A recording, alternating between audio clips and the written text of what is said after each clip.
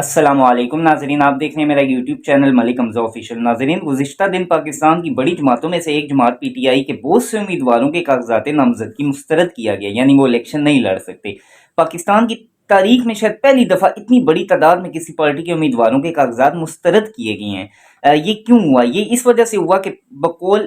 کاغذات نامزدگی جو مسترد ہوئے ہیں ان کے پیچھے جو لاجک ہے وہ یہی بتائی جا رہی ہے کہ پہلے یہ لوگ چھپے ہوئے تھے، اب یہ لوگ باہر آئے ہیں، تو ان پہ ثانیہ 9 مئی کا جو ہے وہ ٹیگ لگا کے ان کے کاغذات نامزدگی مسترد کیا گیا، یعنی اور کوئی وجہ نہیں ہے۔ سب جن کے کاغذ مسترد ہوئے ہیں جو الیکشن نہیں لڑ سکتے، لاجک ریزن صرف ایک ہی دیا گیا ہے کہ یہ 9 مئی میں ملوث تھے، پہلے چھپے ہوئے تھے، اب آئے ہیں کاغذ دینے۔ خیر، اتنا تو مجھے بھی پتا ہے، آپ کو پتا ہے کہ بہت سے پڑھے لکھے لوگ جو ہے ہر پارٹی میں ہوتے ہیں۔ پی ٹی آئی کے یہ امیدوار جو ہیں جن کے کاغذات الیکشن کے لیے جمع تھے، یہ سمجھدار پڑھے لکھے لوگ ہیں، یہ ثانیہ 9 مئی میں ملوث نہیں تھے۔ ثانیہ 9 مئی میں ملوث چند افراد تھے، چند جائل افراد تھے، ان کا ایک جتھا تھا، اس نے وہ کیا۔ ادروائز ان بڑے رہنماؤں کی طرف سے، یہ وزیر مشیر رہ چکے ہیں، ان کے رہنماؤں کی طرف سے کوئی آرڈر نہیں تھے 9 مئی کے والے سے ایسا۔ یہ تو خیر اب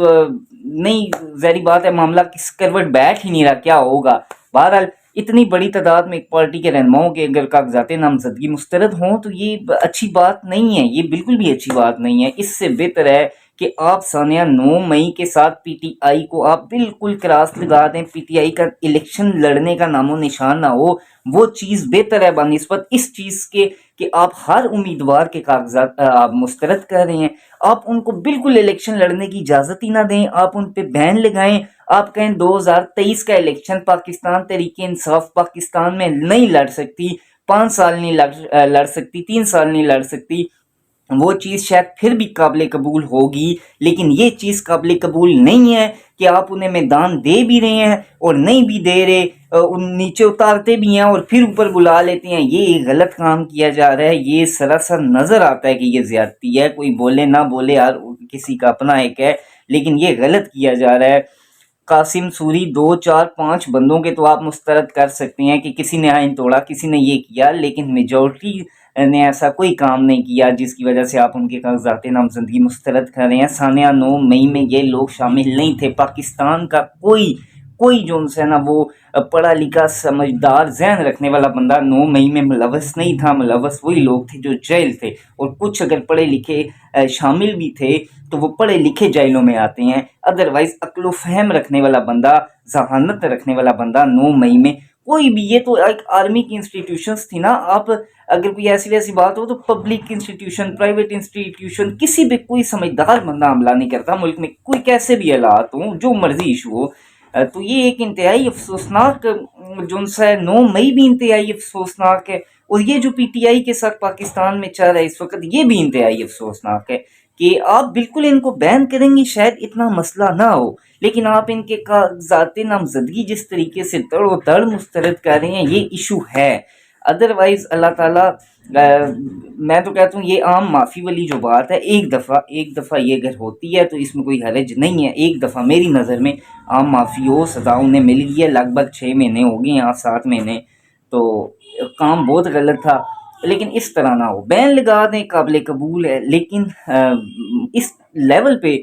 جا کے وہ کہتے ہیں بڑے بزرگ کے غبارے میں ہوا اتنی بھرنی چاہیے کہ وہ پھٹے نہ، تو یہ پہ کچھ زیادہ ہی ہو رہا ہے۔ پی ٹی آئی کو بالکل نیچے لگایا جا رہا ہے۔ ہم کوئی پی ٹی آئی کے حمایتی یا بہت سے لوگ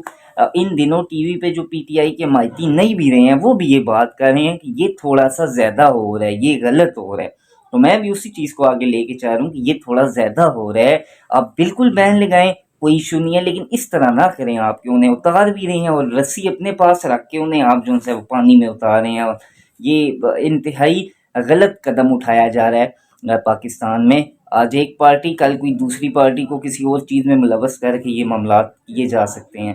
اللہ تعالیٰ ملک پاکستان پہ رحم کرے، اسے تا قیامت صبح تک قائم و دائم رکھے، آباد رکھے، اور ہمارے جو عہدیدار ہیں بڑی بڑی سیٹوں پہ جو بیٹھے ہیں، اللہ تعالیٰ انہیں ہدایت دے کہ وہ اپنے عہدوں کا اچھا استعمال کرے۔ اگین یہاں پہ الیکشن کمیشن پہ سوال اٹھتا ہے، اگین ان کی ریپوٹیشن پہ سوال اٹھتا ہے کہ وہ کدھر ہے، وہ آزاد ادارہ نہیں نظر آ رہا، وہ بالکل بھی آزاد ادارہ نہیں نظر آ رہا۔ اور یہاں پہ ایک آخری بات میں کرتا چلوں، کل میریٹ ہوٹل اسلام آباد میں پی ٹی آئی کی فنڈ ریزنگ کی تقریب تھی، اور وہ شوکت خانم کے لیے تو وہ کینسل کروا دی گئی ہے۔ اب وہ تقریب کینسل نہیں ہونی چاہیے تھی، وہ شوکت خانم کینسر میموریل ہاسپٹل کے لیے فنڈ ریزنگ تھی، وہ فنڈ ریزنگ غریب لوگوں کے علاج پہ لگتی ہے۔ اس کا گواہ شاید میں خود ہوں، کیونکہ میرا وہاں پہ